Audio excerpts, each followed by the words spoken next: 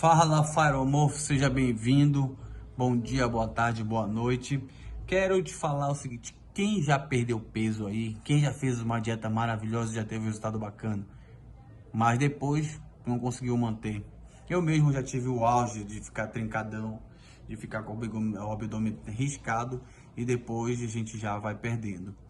Por que eu tô falando isso? Porque chamou a atenção na internet essa moça aqui, a Bruna Grifal, que minha mulher me mandou dizendo o seguinte: após Bruna dizer que ela chamou a atenção no Big Brother pelo nível de definição que ela tava trincada no Big, e aí de repente quando ela passou lá não sei quantos dias na casa, ela já recuperou, já perdeu o que ela tinha. Após Bruna dizer que engordou 6 quilos no BBB 23, personal e sócio dela na academia avalia e planeja o treino dela para voltar ao tanquinho.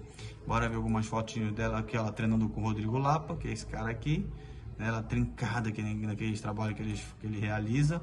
Aqui ela como aquela Leopoldina, mais uma foto dela, mais uma propaganda. E ela aqui fazendo força, né? Legal. Bacana com o treino dele. E aqui a imagem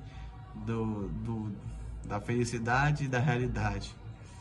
Então vamos botar aqui uma parte que ele falou aqui, que eu vou separar aqui. O preparador físico avalia que o formato mais arredondado da barriga de Bruna Grifal na casa seja possivelmente por retenção de líquido, não gordura abdominal. E aí abre aspas para ele. Ela pode ter ganhado uns quilos na balança, sim, mas de inchaço. Não dá para adquirir tanta gordura corporal, 6 quilos em tão pouco tempo. E isso a Bruna vai resolver rapidamente. Lá na frente, quando ela sair campeã do BBB, porque eu tenho certeza de que ela vai vencer, pode me aparecer com 8, 10 quilos a mais. E em 2 semanas, eu vou deixá-la com o tanquinho saltando de novo. Aí o povo vai falar, abre aspas pro povo: nossa, ele realmente é um mago. Quer fechar aspas pro povo? Que nada, era tudo líquido. E riso, deu um risinho o treinador. E ela lá diz aqui que lá para conta que Bruna sempre gostou de comer muito de comer, em variedade e quantidade. Diferentemente aqui, ó, é engraçado, aqui isso é importante. Diferentemente de outras influenciadoras fitness, ela não faz o tipo light, movida a salada, batata doce, ovo e frango. Durante o dia ela tá ok com a alimentação, mas à noite desanda e a comer besteira. E muito, não dispensa carboidratos doces, a sorte é que compensa com treino pesado. Opa, gostei dessa parte, né? E ingere com treino pesado, até a sorte é que compensa no treino pesado tudo que ingere em excesso.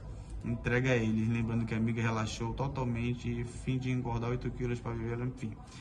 Beleza, então uma coisa já deu o sinal aqui, o que é realmente que vai importar para nós, né? Então a pergunta é: por que nós engordamos, né? Por que a gente ganha peso? Então foi atrás da literatura, assistir porque eu queria viver a minha liberdade, eu queria parar de sofrer, eu queria parar, eu sou que nem tu. Eu tô aqui de personal, mas eu sou um ser humano. Antes de ser personal, eu era normal. Eu não sou. Ser personal não tinha imune de nada. Só me dá a consciência de fazer. Então aqui eu mostro pra você como é que eu faço pra minha vida, pra poder manter o meu peso e comer o que eu quero. Não é eu comer um pouquinho de cada. Eu como um pouquinho de cada. Eu como um pouquinho de tudo. Cara, eu como na quantidade que você quer, mas com responsabilidade, obviamente, né? Baseado nisso, eu vou dizer o seguinte. Bora ver aqui o artigo. Attenuating the biologic drive for weight regain following weight loss. Most what goes down always go back up. Bom, esse artigo ele fala assim: atenuando o drive biológico do reganho de peso, seguindo a perda de peso. O mais importante, porque o peso volta, sempre volta. Bom, é muito bacana você saber isso, porque o meu papel aqui não é te ensinar somente a comer de pouquinho em pouquinho, gastar melhor treino, não. Eu quero te trazer consciência para que tu possa ser magro sempre, tá? No meu Instagram, meu perfil lá, não é para te inspirar as pessoas, é para esclarecer as pessoas. Que esse negócio de, vou comer um pouquinho de cada, balela. Só come um pouquinho de cada, é que nem ter um cartão de crédito, né? Você, vou ter um cartão de crédito, um limite bem baixinho e vou comendo só um pouquinho. Esquece, tá? Então aqui, eu fiz o resumo do artigo. O artigo discute a natureza complexa da perda de peso e do ganho e razões pelas quais é tão difícil manter o peso após uma grande redução. O artigo argumenta que o corpo humano é programado para lutar contra a perda de peso, por isso torna mais difícil manter esse peso perdido. A perda de peso pode ser vista como uma perturbação no equilíbrio do corpo. Quando a gente vê uma pessoa engordando, a gente não fala assim, essa pessoa está mal de saúde. A gente vê uma pessoa emagrecendo, a gente fala, essa pessoa está mal de saúde. Faz sentido para ti? Então, o corpo, a gente já está condicionado a dizer que quando a pessoa está magra, isso deve estar doente, está perdendo muito peso. E o contrário, a gente não fala muito. Na verdade, a gente já está condicionado. Nosso mainframe, nosso drive genético, nosso drive biológico. É como funciona todas as espécies. Para a gente, perder calorias é algo sacrificante, porque nosso corpo foi formado em um ambiente diferente, este corpo ancestral, né? Nosso corpo ancestral, ele foi preparado para gastar tanta energia mental, mas sim muita energia física. O artigo argumenta que o corpo humano é programado para lutar contra a perda de peso, por isso é mais difícil mantê-lo. Tá? Quando perdemos peso, o corpo percebe a diminuição na quantidade de energia disponível e começa a agir para restaurar o equilíbrio anterior, que era a quantidade de calorias. Essas mudanças, tu vê que ele não interrompe você para perder peso, entenda? Quer dizer, ele não interrompe você para parar de ganhar peso. Já percebeste isso? O corpo não te interrompe, tá parando de perder, tá ganhando muito peso, mas para perder peso, quando começa a perder peso, ele estimula a fome, né? Faz as adaptações, né? Essas mudanças incluem uma diminuição no metabolismo de repouso, na secreção de hormônios, na vontade de realizar atividade física de forma espontânea, aumento da fome e desejo de comer alimentos ricos em gordura e açúcar. E se por acaso você já aconteceu contigo, quando eu vivia em restrição, vou falar meu depoimento, quando eu vivo em restrição calórica, se eu faço um controle, isso sempre está em mim, sempre está nessa vontade. Mas quando tu vai te controlando, vai gastando mais energia por outros mecanismos, tu não vai tendo mais esse desejo. Às vezes eu canso de ouvir meus alunos, quando eu não estava acima do peso, eu não tinha tanta fome. Agora eu comecei a perder, parece que eu vivo com fome, querendo devorar tudo.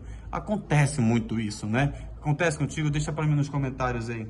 Então eu dividi aqui eu vou dividir aqui para que a gente possa entender como esses drives são ativados quando você começa a perder peso. Eu queria ressaltar aqui, muito bacana o que eu falei aqui. É que o corpo, ele não tem limite para você perder peso, mas ele tem limite para você parar de perder peso. Deixa eu refazer. Ele não tem limite para você parar de ganhar peso. Ele tem limite para você parar de perder peso. Legal, né?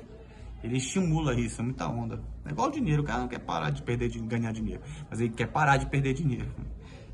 Muita onda. É a queda do metabolismo. Primeiramente, o que é metabolismo? Né? É a quantidade de energia que o corpo gasta em repouso.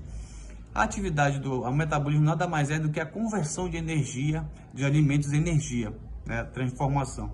Há quem acredite que isso possa estar diminuído, mas é uma outra história e eu vou dizer que isso não é verdade, tá? Então, na verdade, o corpo começa a buscar estratégias para poder poupar energia. E quando você poupa energia, você faz o quê? Você começa a acumular na forma de gordura, tá? O que é o metabolismo de repouso? O corpo se defende reduzindo a massa corporal total, incluindo a massa magra, músculos, e a massa gorda. Isso leva à diminuição nas necessidades energéticas do corpo, uma vez que há menos tecido corporal para manter. Isso é fundamental. Então eu quero que tu desapegue, por exemplo, quando tu está na parte de perda de peso, se tu olhar a tua avaliação física por semana, por exemplo, tu vai ver que teu peso diminui a gordura, mas também diminui a massa muscular. Essa massa muscular, que eles chamam de massa muscular não visível, é a massa muscular que estão em tecidos que também provocam contração muscular, por exemplo, peristaltismo, das veias, do coração, porque você vai perdendo esse tecido e vai diminuindo o trabalho desse músculo. Então imagina que um carro grande vai diminuindo e o corpo ele sempre quer economia. Nosso design energético é para a economia de energia. Então é natural você ter essa redução. O que não pode ficar é nesse efeito sanfona, por exemplo. Porque quando você perde muita massa muscular, tanto do coração quanto de outros tecidos, o que as pessoas acreditam é que você está transformando gordura em músculo, mas na verdade é ao contrário. Você transforma músculo em gordura. Quando você perde aquela massa muscular, aquele negócio não pode ficar vazio e aquele espaço vai ser preenchido com gordura. Muito top isso, né? Outra adaptação importante é a diminuição do sistema nervoso simpático, ou seja, adrenalina e noradrenalina, tá? Isso há uma alteração. Então, uma coisa que você vai ver é os seus batimentos cardíacos mais baixos. Eu estou agora, por exemplo, 60, porque eu estou sentado, mas quando eu estou em pé, fica em torno de 80, 83. Isso, mas antes, quando eu voltei a fazer caminhadas, as corridas, meu metabolismo basal era 60. E às vezes eu tinha um amigo da área que falava, olha, meus batimentos cardíacos estão a 60. Mal ele sabe que isso é um sinal de metabolismo lento, tá? Há também, porque se tu metabolismo está lento, tu bate menos vezes o coração, gasta menos caloria. É igual e similar a um motor de carro. Quanto mais ele faz as rotações, o RPM, mais ele vai gastar calorias, tá? Por exemplo, aquela doença do bócio, né, que é a questão do hipertireoidismo, que a pessoa ela morre de emagrecer. Mas o hipotireoidismo não vai te matar de engordar, não de uma maneira direta, não é verdade? Há uma queda nos batimentos cardíacos, ou seja, aqui, ó, há uma queda nos batimentos cardíacos devido à redução de hormônios que induzem a termogênese. Termogênese é a produção de calor através da queima de calorias, né? Hormônios como a testosterona, FGF, que é o factor growth, esqueci como é esse factor. É um hormônio que é liberado pelo fígado, que é o fígado é um dos maiores metabolismos que tem. Ele consome do nosso corpo 27% da energia necessária para você se manter vivo. A adrenalina e noradrenalina e o hormônio da tireoide que vão estar em baixa. Por isso tu se sente mais lento, mais cansado, indisposto. Eu não quero fazer exercício hoje. Então o corpo ele não quer que tu perca peso, não quer que tu tenha redução de calorias. Ele briga por cada caloria. E outro ponto que eu separei é o aumento da fome, que são as adaptações neurais por isso. O corpo aumenta a nossa fome e o desejo de comer alimentos ricos em gordura e açúcar, tá? O que pode levar ao consumo excessivo de calorias e induzir a recuperação do peso mais rapidamente. Então não ficar desejando assim, nossa, que proteína desejada, é uma salada, duvido, mesmo que tu seja um ortorexo, não. Pensa, sério que eu quero comer aquele pastel, aquele queijo.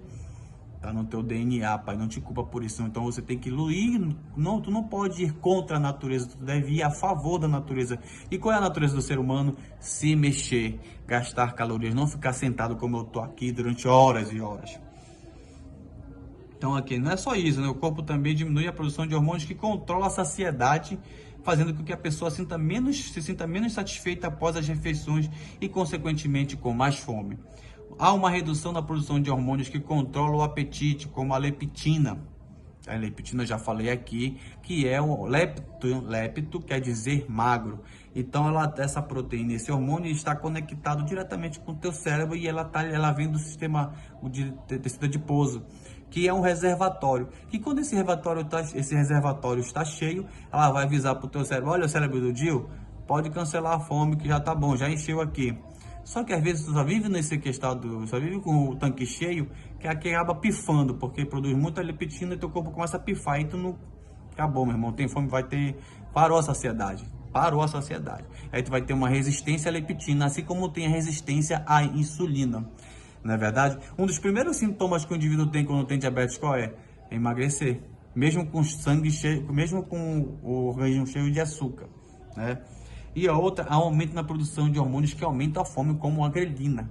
Meu irmão, o indivíduo ficar toda hora brocado. Já ouvi muito esses relatos, né? Então, e uma coisa também que eu separei no artigo muito bom é a questão do papel do intestino, que acaba que Giovanni, eu não mais só olho o indivíduo como uma máquina que faz exercício para cima e para baixo, levanta e puxa peso, não. Eu gosto da maneira global, eu olho dessa forma complexa. O papel do intestino. A perda de peso pode levar a alterações na microbiota intestinal, o conjunto de bactérias que vivem no intestino. Há uma redução na quantidade de bactérias benéficas e há um aumento na quantidade de bactérias que podem contribuir para o ganho de peso. Estudos têm mostrado que alterações nessa composição da microbiota intestinal podem levar ao aumento da eficiência energética do organismo. Toda vez que tu fala em eficiência energética para o corpo ser humano, para o corpo do ser humano é o seguinte, ele vai produzir mais trabalho com menos gasto. Ele vai te dar mais calorias para você fazer mais, ou seja, tu vai economizar. Eficiência é nome de economia. Isso ocorre porque a microbiota é responsável por fermentar os alimentos não digeridos pelo organismo produzindo compostos como os ácidos graxos da cadeia curta, que são absorvidos pelo organismo e que podem ser utilizados como fonte de energia. Preste atenção, 1 grama de carboidrato fornece ao corpo 4 calorias. 1 grama de proteína fornece ao corpo 4 calorias. 1 grama de gordura oferece ao corpo 9 calorias. Então ele está dizendo que ele passa a consumir mais gordura, ou seja, economia, eficiência. Então, meu filho, essas alterações, o corpo lutando para não perder calorias. Essa aqui, olha, essas alterações levam a uma maior absorção de calorias de alimentos e menor queima de calorias em repouso, contribuindo para o reganho do peso. Então, é por isso que depois eu abri de mão, eu falei, mas como é que eu vou sair dessa encruzilhada biológica, genética, que foi herdada, que eu não pedi essa herança? Eu vou ter que mudar, eu preciso também olhar para o passado para entender agora o meu presente, tá? E aqui, além disso, o microbiota, já falei que a microbiota intestinal pode influenciar na regulação da apetite e na sensação de saciedade, por meio também do controle dos hormônios leptina e grelina. Perfeito? Meu Deus. E aí, esse que é por isso que todos nós vamos reganhar o peso, porque está no nosso DNA. Tem como você tirar o seu DNA? Não.